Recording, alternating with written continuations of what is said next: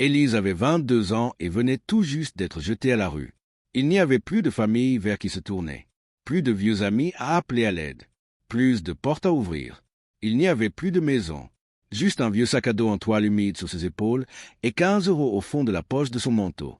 15 € qu'elle avait gagnés en balayant le sol d'un petit café juste avant sa fermeture, alors que le patron refusait de la laisser dormir sur la banquette. Il pleuvait, pas une pluie d'été, chaude et rapide. C'était la pluie de novembre, une pluie lente, méthodique, glaciale. Une pluie qui ne tombe pas simplement sur la peau, mais qui s'infiltre à l'intérieur, qui cherche les os. L'odeur de la ville trempée flottait dans l'air, un mélange amer de gaz d'échappement froid et de bitume mouillé. Le tissu de son manteau collait à son dos. L'eau descendait le long de son cou. L'eau entrait dans ses chaussures. L'eau semblait tout effacer sur son passage. Élise marchait. Elle écoutait le bruit lourd de ses bottes usées sur le trottoir. Un pas, puis un autre, le son du caoutchouc contre la pierre mouillée résonnait dans la ruelle vide. C'était le son d'un épuisement total, le son d'une fille qui n'existait plus pour personne. Son sac à dos pesait lourdement sur elle. À l'intérieur, il n'y avait presque rien. 2 vieux pulls, une couverture en laine fine et le froid. Le sac était trempé de part en part. L'humidité avait traversé la toile épaisse et elle sentait ce poids humide la pousser vers le bas, comme si la nuit entière essayait de la forcer à s'agenouiller. C'était une petite ville grise, une ville qui s'endormait tôt et fermait ses volets à double tour. Les fenêtres au-dessus d'elle étaient toutes sombres. Parfois, derrière une vitre, elle imaginait la lumière chaude d'une lampe, la chaleur sèche d'un radiateur. Des choses si simples, des choses qui semblaient maintenant appartenir à une autre planète. La solitude pesait plus lourd que l'eau dans ses vêtements. Quand vous n'avez nulle part où aller, le monde entier devient un mur de briques. Elle gardait sa main droite au fond de sa poche, les doigts serrés. Un billet froissé de 10 € et une lourde pièce de 5 €. Le papier mou du billet. Le métal froid de la pièce. Ses doigts étaient engourdis, presque bleus, mais elle serrait cet argent comme si la pression de ses doigts pouvait générer de la chaleur. C'était tout ce qui la rattachait encore au monde des vivants. 15 €. La logique voulait qu'elle trouve une station-service ou un abri de nuit. La logique voulait qu'elle utilise ses 15 € pour acheter un bol de soupe fumante, un grand café noir ou un sandwich chaud. Quelque chose pour remettre un peu de feu dans son estomac et repousser l'hypothermie qui guettait.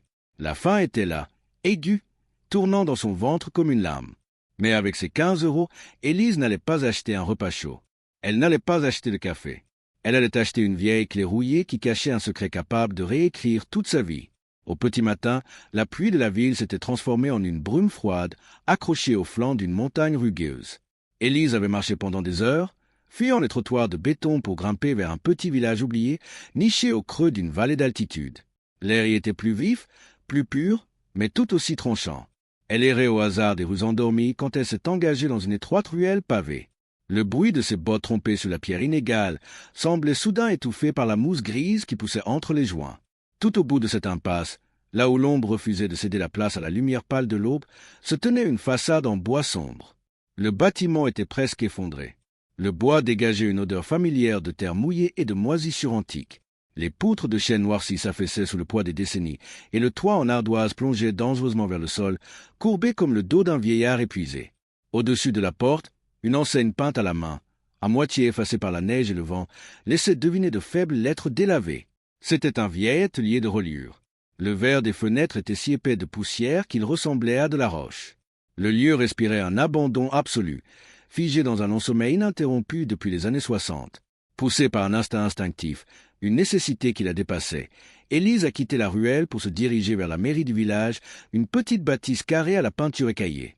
À l'intérieur, derrière un comptoir en formica jauni, un vieux greffier aux lunettes épaisses la regardait avec un mélange de surprise et d'inquiétude. Élise, d'une voix rauque, lui a demandé qui possédait la ruine au bout de la ruelle. Le greffier a poussé un long soupir. « Ce bâtiment est condamné, mademoiselle. La charpente est pourrie, les murs ne tiennent plus.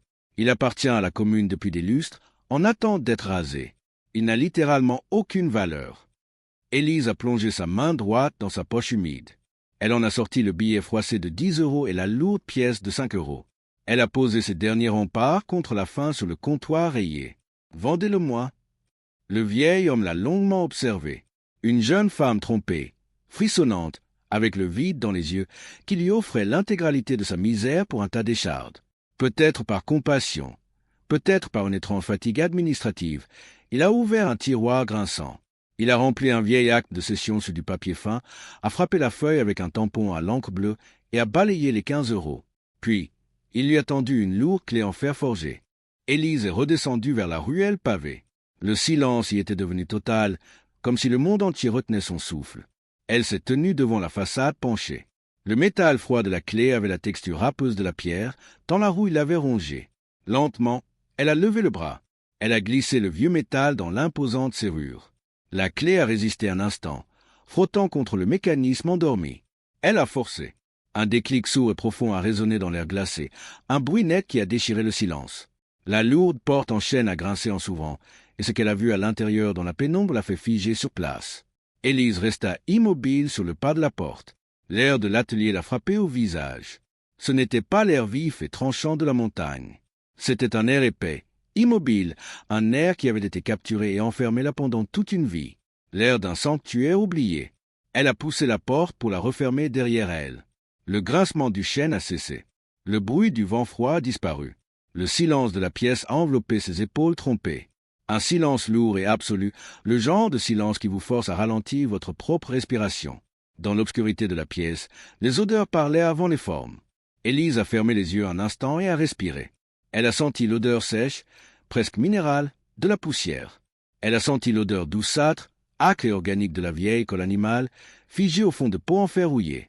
Elle a senti l'odeur fragile du vieux papier jauni. Et en dessous de tout cela, comme une fondation invisible, flottait l'odeur sombre, riche et profonde du cuir patiné. Un cuir qui avait vieilli dans l'ombre, qui avait perdu son huile mais qui avait gardé son caractère.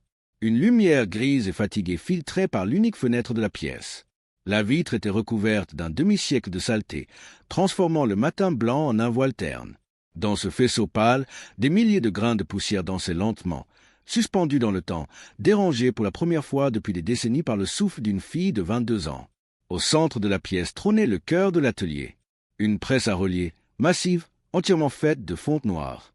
Un géant de fer glacé, avec une grande vis centrale et des roues de serrage.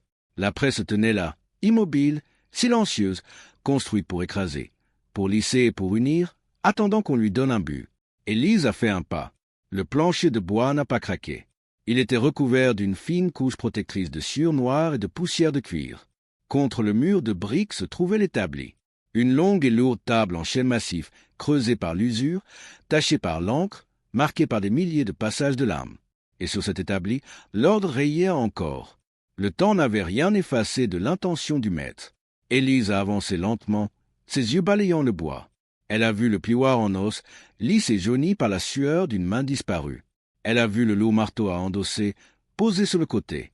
Elle a vu la rangée de poinçons, classée avec une rigueur absolue, du plus fin au plus large. Elle a vu les grandes cisailles en fonte, lourdes et immobiles.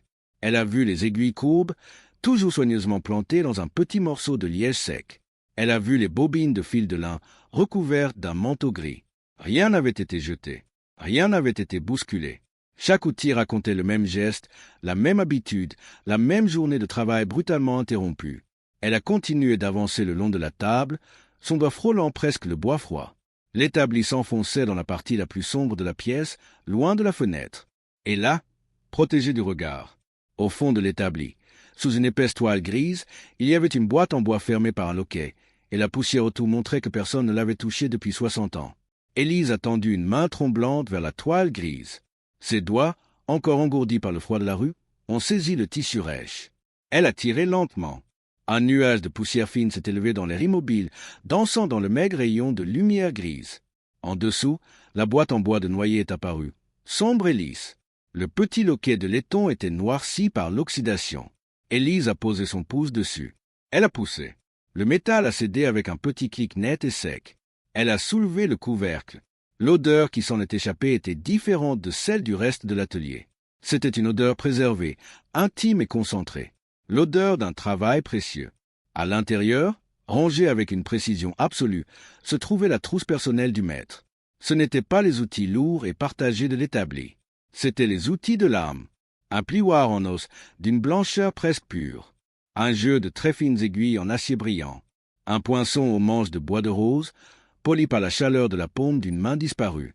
À côté des outils, reposait un livre inachevé, un bloc de pages nues, pressées les unes contre les autres, cousues à moitié.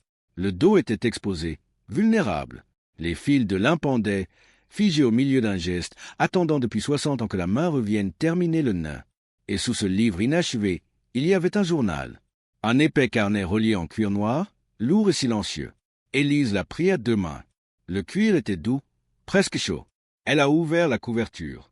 Les pages étaient couvertes d'une écriture fine, penchée, tracée à l'encre noire. Ce n'était pas un simple registre de vente.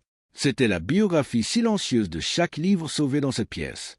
Élise a lu la première ligne, puis la deuxième. Le rythme de l'écriture l'a captivée. Chaque page racontait la même dévotion. Chaque ligne respectait la matière. 4 avril 1951. Dictionnaire usé. Papier lourd et sec. Déchirure sur les bords. Cuir de chèvre, souple mais nerveux. Cousu sur 3 nerfs. La colle a pris vite. Le livre s'ouvre bien. 12 novembre 1958. Recueil de contes. Papier de coton, doux sous les doigts. Tache d'humidité. Cuir de veau bordeaux. Le cuir était capricieux. Il a demandé de la patience au pliage. Le livre respire à nouveau. 3 mai 1963. Bible de famille. Page fine comme du souffle. Le dos était brisé en deux. Fil de lin double. Cuir noir, dense et fier. Le livre a retrouvé son poids. Le livre a retrouvé sa voix. Page après page. Année après année. Le maître notait l'humeur du cuir, la fragilité du papier, la tension du fil. Il ne voyait pas des objets inertes. Il voyait des patients blessés. Le papier avait besoin de respect. Le cuir avait besoin de compréhension. La reliure était un acte de soin, une façon de dire à une chose brisée qu'elle avait encore le droit d'exister. Élise a tourné les pages, bercée par la répétition hypnotique des mots. Le froid de ses vêtements mouillés semblait s'effacer. Elle lisait l'histoire d'un homme qui passait ses journées à réparer ce qui était déchiré. Elle est arrivée à la fin du registre. À la toute dernière page du journal, elle a trouvé une lettre pliée. Et les premiers mots de cette lettre semblaient avoir été écrits exactement pour elle. Les mots écrits sur la lettre pliée flottaient dans son esprit, mais c'est une autre voix qui a soudainement résonné dans le silence de l'atelier. Une voix douce, familière, recouverte par des années de bruit, de larmes et d'errance sur les trottoirs. En touchant le vieux papier jauni du journal de l'artisan, Élise a fermé les yeux. Et soudain, la douleur de ses 22 ans s'est effacée. Elle n'était plus une vagabonde sans abri, rejetée par le monde entier. Elle avait 7 ans. Elle était assise sur un tabouret en bois bancal, dans une petite cuisine qui sentait bon la soupe aux légumes et le savon de Marseille. Elle regardait sa grand-mère mélanger de la farine et de l'eau tiède dans un petit bol en faïence blanche. Elle écoutait le son régulier de la cuillère en métal grattant doucement la céramique. Elle regardait la pâte se former, devenir lisse, blanche et légèrement collante sous la lumière jaune de l'ampoule suspendue. Ce n'était pas de la grande reliure avec des outils luxueux. C'était la reliure des gens simples, celle de ceux qui ne jettent jamais rien parce qu'ils connaissent la valeur de ce qui a été aimé. Elle regardait sa grand-mère plier les pages déchirées d'un vieux dictionnaire usé par les années. Ses doigts ridés, abîmés par une vie de labeur, se posaient sur le papier fragile avec la délicatesse d'une caresse. La pâte à farine était appliquée avec un tout petit pinceau au poil fatigué, juste sur la lisière de la blessure. Le geste était précis, lent, presque religieux. Elle écoutait sa grand-mère dire que le papier n'est jamais vraiment mort. Le papier a une mémoire, Élise, murmurait la vieille femme, sans quitter son ouvrage des yeux. Il vient des arbres, de la forêt. Et la forêt a une voix. Quand tu déchires un livre, le papier hurle en silence. Quand un livre est cassé, le monde pense qu'il est bon pour la poubelle. Mais un livre cassé ne demande qu'à être écouté. Il attend juste des mains patientes. Elle regardait sa grand-mère lisser la jointure humide avec le dos de son pouce, unifiant les deux morceaux séparés. La cicatrice devenait à peine visible. Elle écoutait sa grand-mère dire que la réparation est un dialogue. « Tu vois, ma petite, le papier te dit ce dont il a besoin. S'il est sec et cassant, il demande de la douceur. S'il est humide, il demande à respirer. Ce ne sont pas tes yeux qui doivent lire la déchirure. Ce sont tes doigts. Laisse le papier te guider. » Dans l'obscurité glacée et poussiéreuse de l'atelier abandonné, Élise a rouvert les yeux.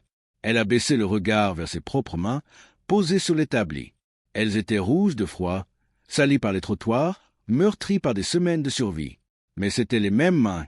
Elle a pris le plioir en os poli dans la boîte en noyer. Elle l'a glissé dans sa paume. Il épousait parfaitement la courbe de ses doigts, comme s'il l'avait toujours attendu. La mémoire n'était pas seulement enfermée dans sa tête. Elle était là, vivante sous sa peau, gravée dans ses os. Elle comprenait la patience qu'exigeait une chose brisée, parce qu'elle était elle-même brisée. Le savoir ne l'avait jamais quittée. Il s'était simplement endormi, attendant qu'elle trouve cet endroit précis pour s'éveiller. Un sourire fragile, le premier depuis des mois, a fait craquer ses lèvres gercées. Elle n'était pas une intruse ici. Cependant, la chaleur de cette réalisation était purement intérieure. L'illusion de la petite cuisine parfumée s'est évaporée. Le bois de la charpente a gémi sinistrement. Un courant d'air aigu et mortel lui a fouetté la nuque. Mais les souvenirs ne suffisent pas à repousser le froid, et la première vraie tempête de neige de l'hiver s'apprêtait à frapper les fenêtres brisées de l'atelier. Le vent s'est levé d'un seul coup, comme si la montagne avait soudainement pris une grande inspiration glacée. Un hurlement aigu et sauvage s'est engouffré par les fissures des vieux murs en rondins et par le carreau brisé de l'unique fenêtre.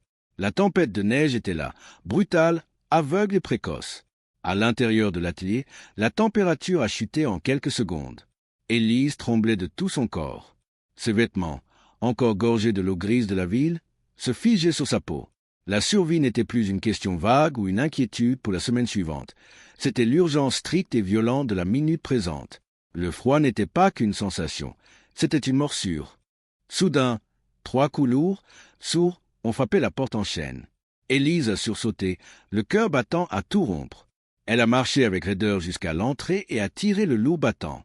Sur le seuil, un vieil homme emmitouflé dans une épaisse veste de laine rouge se tenait sous la neige tourbillonnante. C'était un voisin, un homme aux mains épaisses, qui avait dû voir la porte condamnée s'ouvrir ce matin. Il n'a posé aucune question. Il a regardé le visage blême de la jeune fille, a regardé ses lèvres bleues qui tremblaient et a simplement déposé un grand panier en osier sur le plancher. À l'intérieur, il y avait de lourdes bûches de chêne sec, une brassée de petits bois et une vieille boîte d'allumettes. Un geste de pure miséricorde, silencieux et évident. Avant qu'elle ne puisse articuler un seul mot, l'homme s'était déjà détourné, disparaissant dans le rideau blanc de la tempête. Élise a refermé la porte en s'y adossant de tout son poids. Elle a porté le bois jusqu'à la grande cheminée en pierre qui dominait le mur nord. Avec des mains maladroites et engourdies, elle a froissé de vieux journaux trouvés sous la presse en fonte. Elle a craqué une allumette. L'odeur acide du soufre a mordu l'air immobile. La petite flamme jaune a hésité une seconde, puis a léché le papier avant de grimper le long des brindilles sèches. En quelques minutes, un véritable feu s'est mis à crépiter. Le son sec du bois qui éclate sous la chaleur. La lumière orangée, vive et chaleureuse, qui s'est mise à danser sur les poutres sombres. Le contraste était saisissant. Dehors, la tempête hurlait, griffant la façade avec une rage désespérée. Mais à l'intérieur, le foyer construisait un rempart invisible. Et avec la chaleur, l'atelier s'est mis à respirer. Le vieux chêne des murs s'est détendu dans un craquement grave. L'air s'est chargé d'arômes oubliés, la résine caramélisée par les années, la poussière tiède et cette odeur si familière de reliure ancienne qui s'élevait des établis. L'atelier retrouvait son âme. Élise s'est assise à même le sol de pierre, tout près de l'âtre, les genoux ramenés contre sa poitrine. Elle a glissé sa main dans sa poche et en a sorti le plioir en os de la boîte ennoyée. Elle a fait rouler entre ses paumes, lentement. L'outil absorbait la chaleur du feu. Sa surface était d'une douceur absolue, lisse comme de la soie, sans la moindre écharde. Cette perfection n'était pas l'œuvre d'une usine. C'était le résultat de milliers d'heures de friction douce contre le papier, poli par la sueur et la patience d'un artisan. Elle tenait entre ses mains un morceau de temps pur. Le chant apaisant des flammes berçait son esprit épuisé. Alors que la chaleur remplissait enfin chaque recoin de la pièce, Élise s'est levée pour s'approcher de l'établi. Elle a pris le livre inachevé du vieux maître, celui au fils de l'un pendant, et l'a ramené près de la lumière du feu pour l'examiner. Et là, en tournant délicatement la couverture, elle a remarqué un détail sur la première page qui allait tout changer. Le détail sur la première page n'était pas une phrase ou une formule secrète. C'était un minuscule point de repère tracé au crayon gras, suivi d'une fine ligne indiquant l'angle exact pour la couture. Le vieux maître n'avait pas laissé un mystère, il avait laissé une carte muette que seules des mains d'artisans pouvaient lire et comprendre. Élise a coupé une longue longueur de fil de lin brut. Elle a frotté avec précaution contre un vieux bloc de cire d'abeille pure, poli par le temps et l'usage. L'odeur douce, sucrée et résineuse de la cire s'est immédiatement mêlée à celle de la fumée de chêne de la cheminée. Elle a glissé le fil poissé dans le chat d'une fine aiguille d'acier. Le métal brillait faiblement dans la pénombre, attrapant la lueur orangée des flammes. Elle a posé le premier cahier de pages nu sur l'établi en bois massif. Elle a pris le poinçon aux manches de bois de rose. Et elle a percé le vieux papier avec une pression douce, ferme et verticale. et elle a entendu le son sec, net, presque musical des fibres qui cèdent sous le métal. Et elle a glissé l'aiguille dans l'ouverture sombre. Et elle a tiré le fil de lin à travers le trou jusqu'au bout. Et elle a senti la tension s'installer, cette résistance parfaite et rassurante qui annonce que la structure tient bon. Au début, ces mouvements étaient raides. Ce doit porter encore les séquelles, les rougeurs et les engelures des longues nuits passées sur l'asphalte froid. Mais peu à peu, sous la chaleur bienveillante du foyer, la mémoire enfouie de ses muscles s'est réveillée. Le rythme s'est imposé de lui-même, profond et naturel, comme un battement de cœur oublié. Et l'aiguille plongeait dans l'épaisseur des feuilles. Et le fil glissait en produisant un sifflement doux, pareil à un chuchotement. Et le nœud se verrouillait solidement autour des nerfs de chanvre. Et le livre grandissait lentement, cahier après cahier, unifiant ses fragments épars en un seul corps solide et vivant. Ce mouvement répétitif n'était plus un simple travail manuel. C'était une prière silencieuse. C'était l'antidote à tout le chaos violent qu'elle venait de traverser. À chaque fois qu'elle tirait sur le fil pour serrer un nœud, Élise sentait une infime partie de son anxiété se dissoudre dans l'air tiède de l'atelier. Les bruits menaçants des rues sombres, le froid qui mordait les os sans pitié, les regards méprisants des gens pressés, le sentiment écrasant de n'être rien, de n'appartenir à personne. Tout cela semblait couler le long de ses bras, descendre dans l'aiguille de fer et se faire enfermer à jamais dans la reliure de cet ouvrage. Elle ne recousait pas seulement les pages d'un vieux maître disparu. Elle réparait les lambeaux de son propre esprit. Elle redonnait une colonne vertébrale à sa dignité brisée. Dans le silence absolu de cet espace isolé, rythmé uniquement par le craquement du feu et le frottement du lin sur le papier, elle n'était plus une fille jetée dehors. Elle était l'artisane de sa propre reconstruction. La tension de la couture devait être absolument irréprochable. Ni trop lâche, car le livre s'effondrerait tristement sous son propre poids. Ni trop serré, car les pages étoufferaient et refuseraient de s'ouvrir. Il fallait trouver l'équilibre exact, l'espace juste pour que le livre puisse respirer. Pendant des heures, elle a cousu, séparée du monde, protégée par les épais murs de rondins de chêne. Elle est enfin arrivée au tout dernier cahier, la fin de l'assemblage, l'instant où l'œuvre devient entière et indivisible. Elle pensait coudre de simples pages blanches, mais en serrant le dernier fil, elle a senti une épaisseur anormale dans le dos du livre. Élise a mis l'étrange épaisseur du dos de côté, concentrant son esprit sur l'urgence de l'habillage. Le corps du livre était maintenant solide, uni et vivant, mais il était nu. Il lui fallait une peau.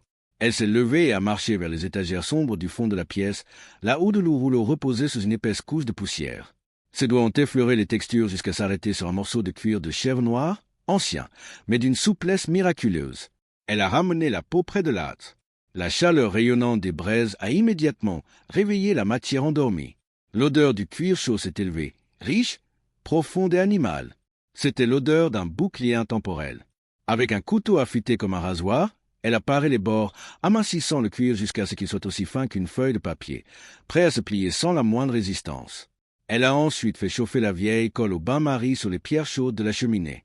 L'odeur âcre, terrienne et puissante de la colle de peau a rempli l'espace. Le travail exigeait désormais une attention absolue. Avec un pinceau à poil dur, elle a étalé la pâte tiède sur le dos du livre. Le geste devait être vif. La colle refroidit vite dans les montagnes. Puis, elle a posé le cuir noir. Avec son plioir en os, elle a lissé, poussé, chassé la moindre bulle d'air. Le cuir s'est tendu. Le cuir a épousé chaque nerf, chaque creux, chaque courbe du dos. L'ouvrage prenait toute sa noblesse, lourd et majestueux entre ses paumes. Mais le véritable test, le sommet absolu de l'art, restait à venir. Dans un tiroir de l'établi, à l'intérieur d'une boîte plate doublée de velours rouge, dormait un petit livret de véritables feuilles d'or. L'or de reliure. À l'instant où elle a ouvert le livret, le rythme de l'atelier a changé. Le temps lui-même a semblé s'épaissir, ralentir, s'arrêter. La feuille d'or est d'une finesse impossible. Elle n'a presque pas de poids.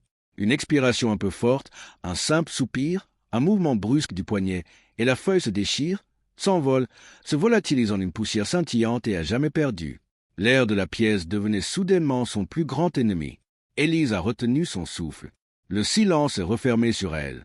Elle n'entendait plus le vent hurler dehors. Elle n'entendait plus que le battement lourd, lent et espacé de son propre cœur dans sa poitrine. Avec un petit coussinet de cuir et un couteau droit, elle a découpé un fragment de lumière. Elle a passé un pinceau plat en poil de martre sur sa propre joue pour y capter une infime trace d'électricité statique. Le pinceau a soulevé l'or avec la douceur d'une caresse. Ses mains ne tremblaient absolument pas. Le froid, la faim, la rue, la peur, tout s'était dissous. Il ne restait que l'instant pur. Elle a appliqué le petit fer à dorer, chauffé à l'aveugle à la température exacte, sur le cuir préparé. La pression fut courte, millimétrée, chirurgicale. Une seconde de trop, et le vieux cuir brûlait, gâchant des heures de travail. Une seconde de moins, et l'or refusait de s'accrocher. Elle a retiré l'excédent avec un morceau de coton doux. Les lettres, les lignes pures, ont soudainement éclaté dans la pénombre, majestueusement emprisonnées dans le cuir noir. Le livre était enfin magnifique, presque parfait, mais l'or qu'elle venait de poser brillait d'une manière si étrange qu'elle a compris qu'elle n'était pas seule dans cet atelier. L'or brillait d'une manière si étrange qu'elle a compris qu'elle n'était pas seule dans cet atelier. Ce n'était pas une présence effrayante, ni un fantôme errant dans les ombres de la charpente. C'était le poids d'une intention. C'était l'âme du vieux maître relieur, invisible mais soudainement palpable, observant le travail achevé. 60 ans d'attente s'étaient dissous dans la chaleur de cette petite pièce. Élise a posé le petit fer à dorer avec une lenteur infinie. Elle a pris le livre entre ses deux mains. Il était lourd. Il n'avait plus la légèreté fragile, maladive et désarticulée des vieux cahiers abandonnés qu'elle avait trouvés dans la boîte en noyer. Il avait maintenant une densité, une véritable gravité. Il était chaud, profondément imprégné de la chaleur des flammes de la cheminée et de la chaleur de ses propres paumes. Il était devenu vivant. Sous ses doigts, encore marqués par le froid de la rue, le cuir noir respirait, incroyablement souple et fort. Le dos bombé offrait une résistance parfaite, fier, prêt à affronter des décennies, voire des siècles de lecture. Elle a passé une main lente sur la couverture sombre.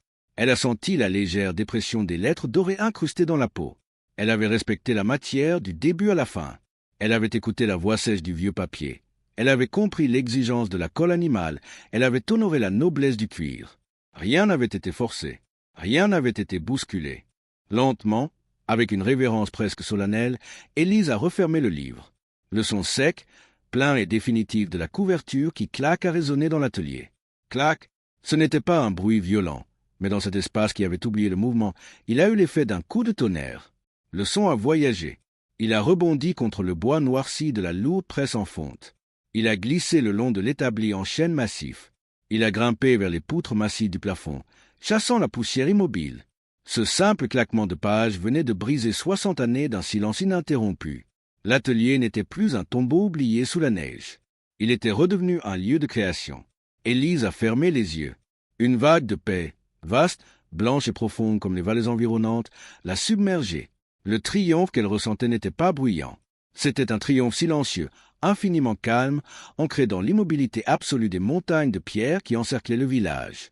Elle repensa aux bruits hostiles de la ville. Elle repensa aux trottoirs mouillés, à l'indifférence des passants, à tous ces murmures du chemin qui lui répétaient sans cesse qu'elle n'était rien, qu'elle n'avait pas de place dans ce monde. Mais ce même chemin, dur et impitoyable, l'avait menée exactement là où ses mains devaient être. Elle a posé le livre achevé au centre de l'établi, bien en évidence, comme une offrande. Elle a nettoyé ses outils, un par un, avec le même respect méticuleux que le vieux maître l'aurait fait. Elle a remis le plioir en os dans sa boîte en noyer. Puis, le corps lourd de fatigue mais l'esprit enfin entier, elle s'est allongée sur le plancher, enveloppée dans une vieille couverture près des braises rougeoyantes de l'âtre. Pour la première fois depuis des mois, l'angoisse ne lui serrait plus la gorge. Elle a dormi d'un sommeil profond, sans peur, protégée par les vieux murs qu'elle venait de réveiller. Le lendemain matin, alors que le soleil se levait sur la neige, un coup lourd et urgent a frappé à la porte de l'atelier. Le soleil blanc de l'hiver perçait à peine la vitre sale, jetant une lumière pâle sur la neige accumulée sur le rebord de la fenêtre. Élise s'est levée, le corps engourdi par le sol dur, mais l'esprit étrangement clair. Le coup lourd a retenti une seconde fois. Un son étouffé, insistant, qui frappait contre le bois épais de la porte. Elle a marché jusqu'à l'entrée et a tiré le loquet rouillé. L'air glacial du matin s'est engouffré, soulevant un tourbillon de poussière dorée. Sur le seuil, un vieil homme se tenait droit. Il portait un lourd manteau de laine grise et s'appuyait sur une canne en noyer. Son visage était creusé par les années, raviné par le vent tranchant des montagnes. Il n'a pas dit un mot. Ses yeux clairs ont regardé par-dessus l'épaule d'Élise, plongeant dans la pénombre de l'atelier, cherchant quelque chose qu'il croyait perdu à jamais. Ses yeux se sont arrêtés sur le centre de l'établi. Sur le livre, le vieil homme a fait un pas à l'intérieur. Il s'est approché de la table en chêne avec la lenteur de quelqu'un qui craint de briser un mirage. Il a baissé les yeux sur le cuir noir, sur la reliure parfaite, sur l'or qui attrapait la lumière du matin. Ses mains tremblaient lorsqu'il les a tendues. Il n'a pas osé le toucher tout de suite. Il a simplement respiré l'odeur de la cire et du cuir chaud. Une larme, lourde et silencieuse, a roulé dans les rides de sa joue. « J'avais 10 ans, a-t-il murmuré, la voix brisée par une émotion venue d'un autre siècle. J'avais 10 ans quand j'ai apporté ces pages ici. C'était le recueil de mon père. Il était très malade. Nous voulions le lui offrir pour Noël, pour qu'il puisse le tenir une dernière fois. Le maître relieur nous a dit qu'il serait prêt à temps. Et puis, l'hiver a été rude. Le maître s'est éteint en novembre. La porte a été verrouillée. Nous n'avons jamais pu récupérer le livre. Mon père est parti sans lui. Il a posé sa main ridée sur la couverture. Un contact d'une douceur absolue. Il pleurait, mais son visage rayonnait d'une paix immense. Vous avez terminé son œuvre. Vous avez ramené la mémoire de mon père. Le vieil homme a fouillé dans la poche intérieure de son manteau. Il en a sorti un portefeuille en cuir usé. D'une main ferme, il a extrait plusieurs billets. Des billets de 50 et de 100 euros. Il a pris la main rougie d'Élise et a déposé l'argent. Élise a baissé les yeux sur sa paume. Le contact du papier-monnaie était irréel.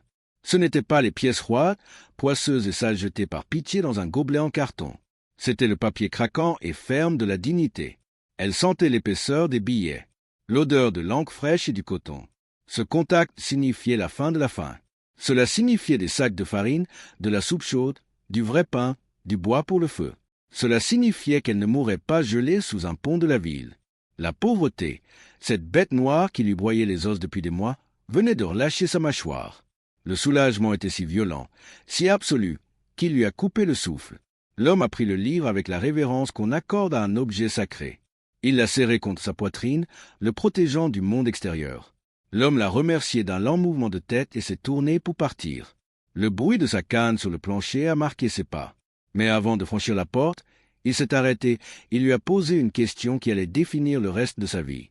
Le vieil homme s'est arrêté sur le pas de la porte. L'air glacial du dehors soulevait le PAN de son lourd manteau gris, faisant voler quelques flocons de neige sur le plancher de bois sombre.